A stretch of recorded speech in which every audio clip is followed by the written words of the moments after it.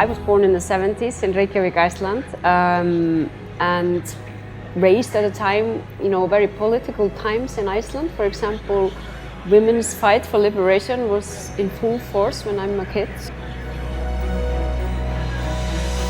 Being raised at times where women are really making a stand has definitely influenced me as a politician and as a person. If you think about sustainable development goals and their impacts on our... In my current job as a Prime Minister, I just think about politics all the time, so I have become quite a nuisance, both in my family and in my friends group. I have 3 sons, and we actually also talk about politics, but we talk about a lot of other things too. And then, of course, I studied Icelandic literature and I read fiction nearly every day.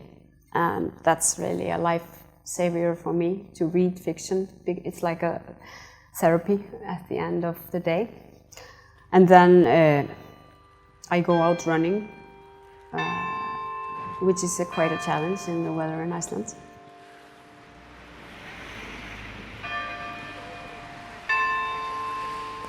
The SDGs are really all about daily life. They are about the things you do, education, health, but also about how you consume, how you live, where you work, your environment. The challenge ahead of us when it comes to the SDGs is really how we can make that policy matter and how we can ensure that it's not only policy and not only something we talk about. Well, part of raising the awareness of the SDGs is conveying the message that if this is going to work, we all need to participate. And if you just take one issue, the environment, and the challenges that we're faced with there, climate change, etc., it's very obvious that we can't do this just as a government or just as an individual or just as one company. You need the private sector, the public sector, the individuals, the politicians to work together. Raising awareness is just the first step. Then you need to have an action plan. And I think the responsibility of the government there is huge.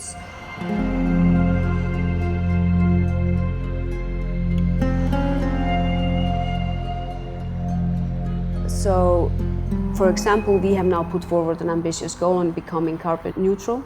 This autumn we will present the plan on how we're going to get there.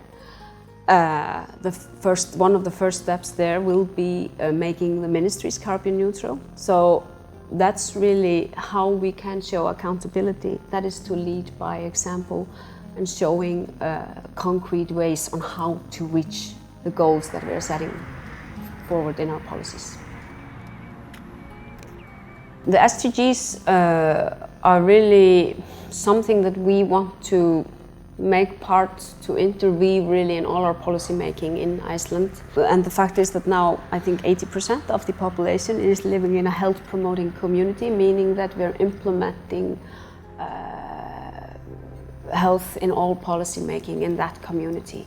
When we're talking about health promoting communities, we're talking about communities that, for example, when they're organizing their cities or communities, they're trying to making it more easy for people to walk or to use the bicycle than to use the car.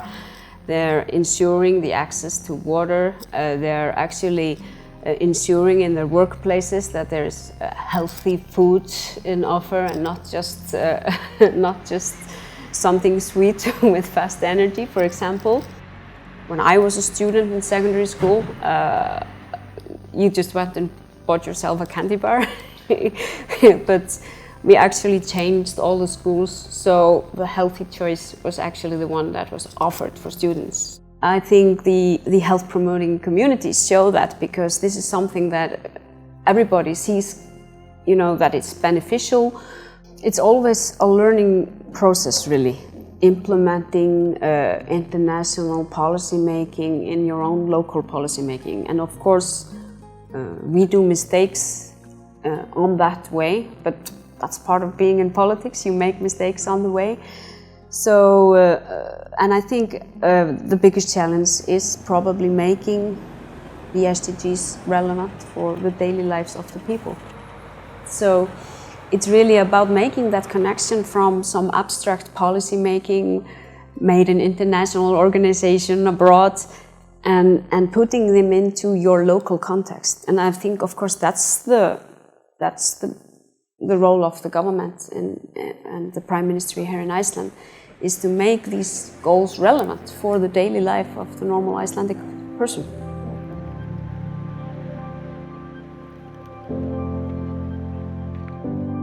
Betri heilsa fyrir okkur öll.